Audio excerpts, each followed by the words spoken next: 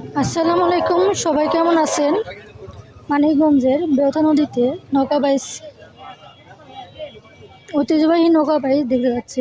দেখেন কত মানুষ হেঁটে যাচ্ছে, আমিও দেখি আপনিও দেখেন।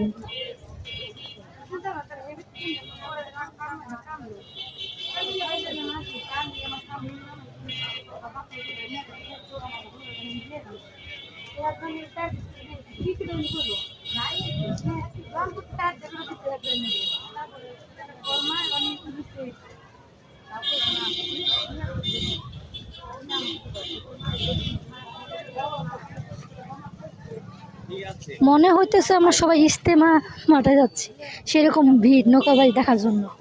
দূর দূরান্ত থেকে সবাই দেখতে আসে এখানে।